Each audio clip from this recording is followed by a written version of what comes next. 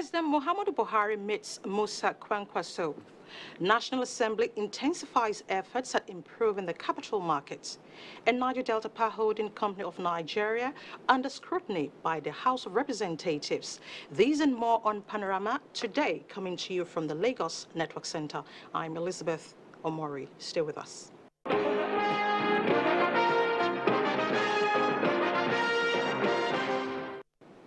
In furtherance of his strategic engagement and wide consultations with critical stakeholders of the governing APC ahead of the 2019 elections, President Muhammadu Buhari Monday evening held talks with the former Kano State Governor, Rabiu Musa Kwankwaso. State House correspondent Adamu Sambo quotes Senator Kwankwaso describing his audience with the Nigerian leader as fruitful. Accompanied by Governor Badaru Abubakar of Jigawa State, Senator Rabiu Musa Kwankwaso is visiting the State House amid speculations on his possible defection from the governing party. Senator Kwankwaso met President Muhammadu Buhari alongside the national chairman of the APC, Adams Oshomole, behind closed doors for over 1 hour. Speaking to NTA News after the meeting, also attended by the governors of Zamfara, Kebbi, Borno and Ogun states, Senator Kwankwaso described it as fruitful. We thank God that my friends, my former colleagues, governors, of course, came to me and we had some discussions with them. And now we had an opportunity to see President. And we had some useful discussions. That's all. So you are remaining in the APC? No, let's wait and see. A lot has to be done, really, to decide on what to do. Like what? No, keep on talking. You have to. Politics is a game of, discussion, agreement, disagreement, all sorts of things, and we're still on it. For the national chairman of the APC, Adams Oshomole, Senator Rabiu Musa Kwankwaso remains a critical stakeholder of the governing APC. I think the issues he had are basically between him and his brother. I can almost call him his twin brother in the sense that the two of them had worked together for about 16 years. What the president has offered to do as a father is to remind the children that there's a family house that they need to, but Kwankwaso knows that he has no problem whatsoever. He has never had any problem whatsoever with Mr. President. So I think it was a good meeting, very good meeting. It's not about trade at all. He's a very prominent member of APC. He has never made a statement suggesting that he's thinking of leaving the APC. He helped him found the APC. He was a governor when he found the APC. He didn't come to APC because he was unemployed. APC didn't make him. He helped to make APC. And for people like Kwankwaso who have honor and integrity and dignity, they can't see themselves returning to a place they consciously left. So I have a lot of respect for him, and Kwankwaso, has a lot of respect for Mr. President, which he has always reaffirmed, whether in private conversation or in public conversation. And I think we just leave it at that. It's well. It's well, nothing to worry about. Senator Kwankwaso, now representing Kano Central in the National Assembly, was a two-term governor of Kano State as well as an APC presidential aspirant in the last general elections. From the State House, Adamu Sambo, NTA News. Adamu Sambo, NTA News.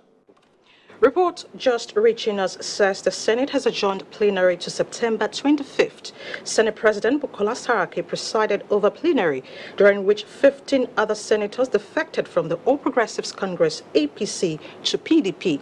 Let's now join Ignatius Nkwo for a live update.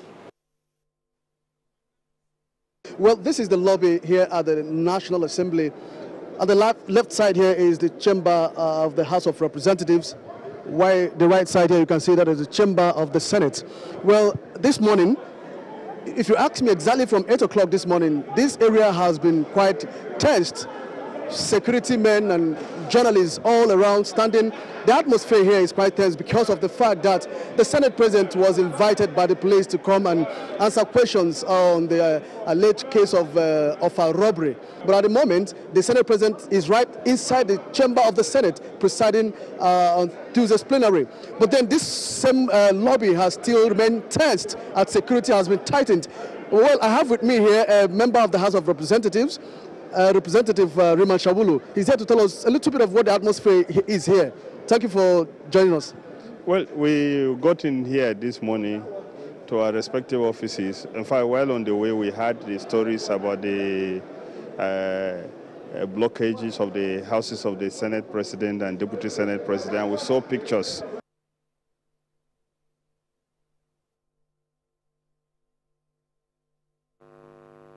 The People's Democratic Party, PDP Lagos State, says in spite of last weekend's violence during the state party chairman's visitation meeting to Igbo Soko village in Echosa local government area of the state, the party remains a peaceful and law-abiding organization.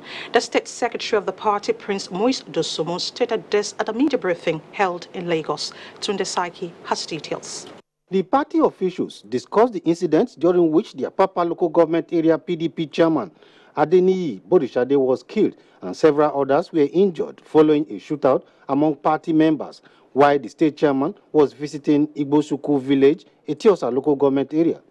The state secretary of the party, Prince Moise Dosumu, says the party remains united and determined to unravel what led to the incident. He was of the opinion that the security agencies were too quick to issue statements. The thugs who are well known stormed the occasion with guns and all kinds of cordials, shooting indiscriminately with the despicable intention to maim and kill innocent members of our party who had assembled lawfully. It was in this murderous frenzy that Honorable Aborishade was brutally cut down, while many others were variously injured. A member of the board of trustees of the party, Dr. Charles Akitoye, also called on security agencies to conduct more investigations into the incident. We are engineering the party in such a way as to give the people the confidence that PDP Dr. Akitoye, however, says the state and national leadership of the party have stepped into the matter. In Lagos, Tunde Saiki, NTA News.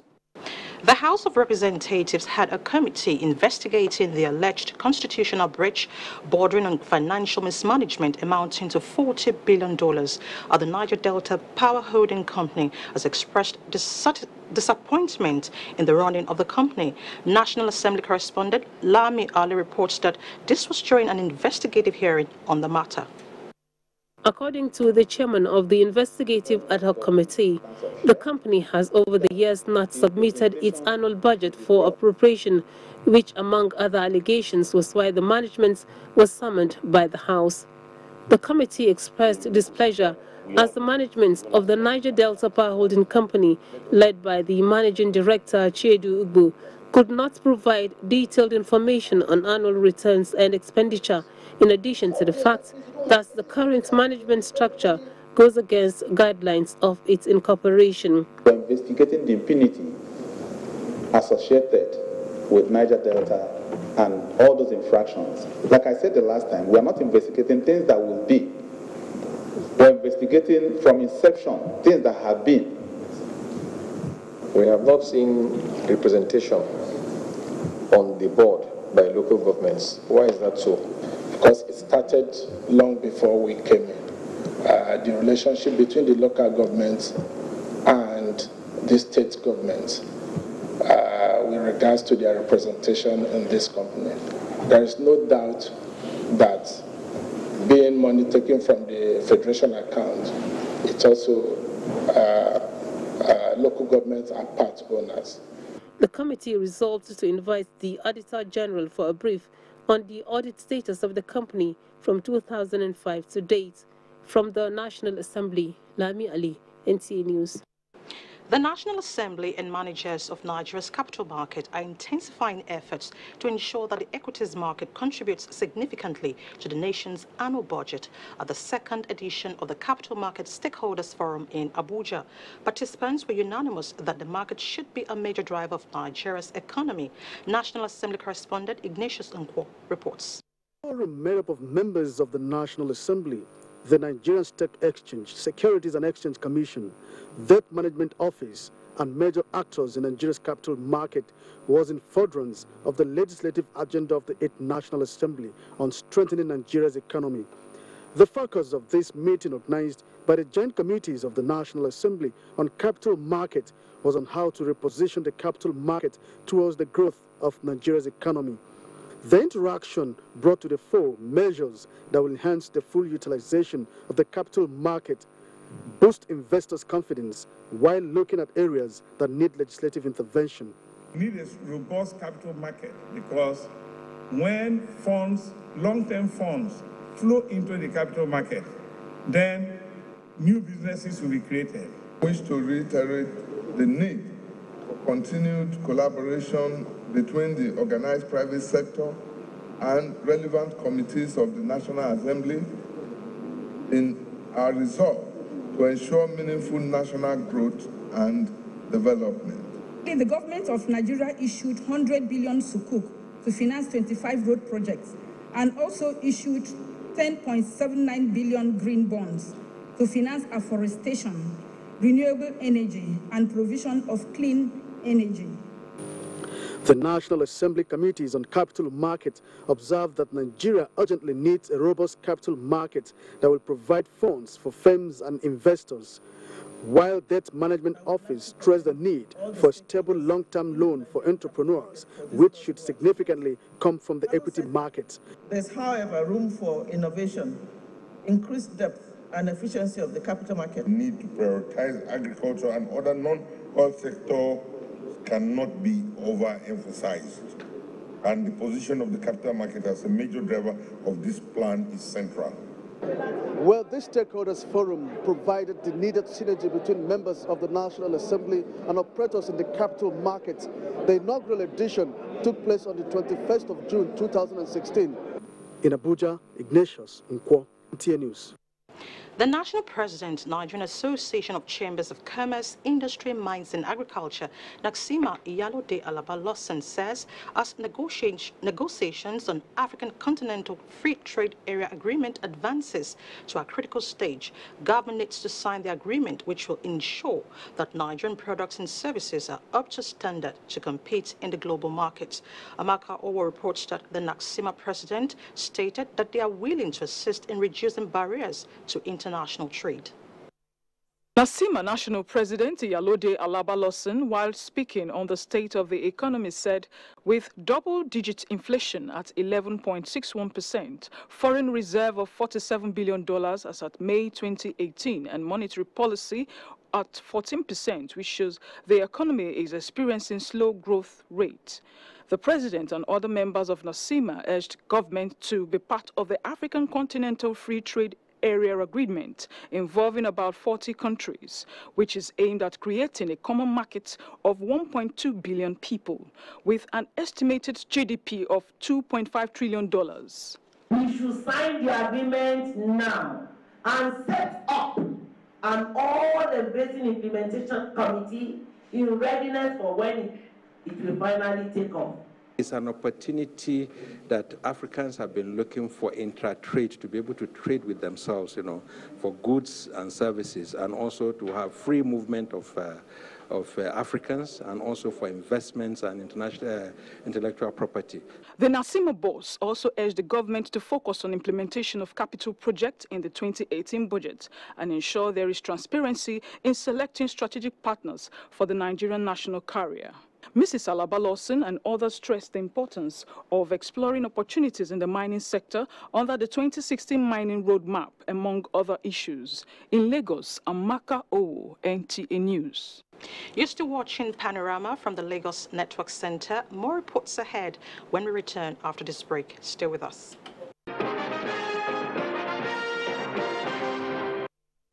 Welcome back, and thanks for staying with us. Mixed reactions have continued to trail the bill to repeal the Nigeria Press Council Act of 1992 to enact the Nigerian Press Council Bill of 2018. This was at the public hearing by the Senate Committee on Information and National Orientation. National Assembly correspondent Kenneth Nanim reports. The Press Council Act was established in 1992 to ensure the maintenance of high professional standards for the Nigerian press. For the law to continue to meet the current realities in a democratic setting in line with international best practices, it became imperative that the law be repealed and reenacted. Some relevant organizations that supported this legislative proposal also pointed out some gray areas to be reviewed. The constitution of the council the composition of the council, the appointment of the executive secretary. The 23 members, to my mind, is very large. It should be reduced. Other stakeholders under the umbrella of Nigerian Press Organization rejected the bill on the grounds that the council has a matter pending at Supreme Court and some of the provisions do not reflect the wishes of its members. We believe this bill should not have been drafted in the first place, seeking to oust the Supreme Court from something very, very significant. I have called for all the judgments at the trial court and the appellate court. I've gone through them, all the issues raised there. I read them yesterday and today before coming here, and I satisfied myself that I can come here. In a message, Senate President Bukola Saraki explained the importance of the bill as one that will regulate fake news and hate speech in the country. This bill is an attempt to correct existing deficiencies, revolutionize the NPC, and promote high ethical and professional standards for Nigerian journalists. The Senate committee also expressed its resolve to ensure that the contributions by the public are considered in the reenactment process. From the National Assembly, Kenneth Nanim, NTA News. Mixed reactions have continued to trail the recent unveiling of a new national carrier logo, Nigeria Air, by the federal government. Amaka Owo, who sought the views of some Nigerians, now reports. The launch of a new national carrier by the federal government last Wednesday is a public-private partnership that will have flights ply 81 routes across countries of the world. Some Nigerians have applauded their initiative, stating that it's long overdue following the collapse of the Nigerian Airways in 2003. With the government owning 5% stake in the joint venture, respondents are also optimistic that it will stimulate competition and growth in the aviation sector. It's good to launch it, because we thank our President Buhari, because we need to develop this country.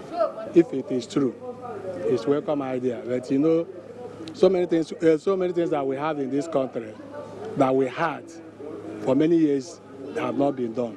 But if it's true that it's inaugurated and they really mean it, it's a welcome idea.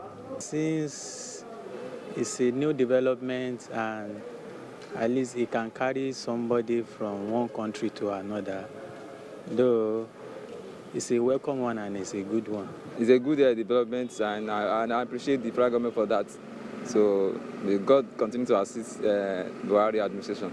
Meanwhile, some Nigerians have expressed contrary views, stating that the initiative requires concerted efforts on the part of government and its partners. They should ensure that every control system is put in place. We don't want accidents whereby series of crashes we've been being reported in the country. They should ensure that proper control, quality control is checked on the plane before passenger board such plane. How is it going to be managed? We heard that it is 5%, I suppose. Well, let's see if it will not be mismanaged like the previous one. Since it's business, and they should allow business people to handle it, it's 5%. As they said, they will have 5% stake. So if that be the case, well, I know that if good investors come in, it will work. It's not a no-no, but let us see it as a private venture, ab initio. No note from anybody, no note from any Nigerian should influence the ticketing. If you are flying first class, you pay the first class fare. If you are flying business class, you pay the business class fare, the full fare. So you don't give waivers to people because of their political inclinations. They advise stakeholders to ensure that the national carrier would favorably be of international standard. In Lagos, Amaka O, NTA News. The Nigerian Armed Forces says it is repositioning to adequately tackle the security challenges facing the nation. Chief of the Air Staff, Air Marshal Sadiq Abubakar, stated this in Lagos as he inaugurated some operational facilities for officers and men. Lynn Lenike reports. To achieve enhanced operational proficiency, officers and men of the Air Force require a conducive environment. Not surprisingly, therefore, the Nigerian Air Force is being proactive in pursuing its mandate. Towards this end, Chief of the Air Staff inspected and inaugurated facilities at the Nigerian Armed Forces Resettlement Center, Oshodi, where he expressed satisfaction with the level of work achieved in the center. He also inaugurated the officers' mess at Nafrik, Oshodi, emphasizing that the welfare of personnel is of utmost importance and will continue to be prioritized. What we went around seeing clearly shows that those that are coming on course here haven't served 35 years. At least they deserve a very decent environment to stay and finish up their skill acquisition program. The Air Chief moved to Sam Etnan Air Force Base, Ikeja, where he inaugurated a block of 3-bedroom flats and other projects.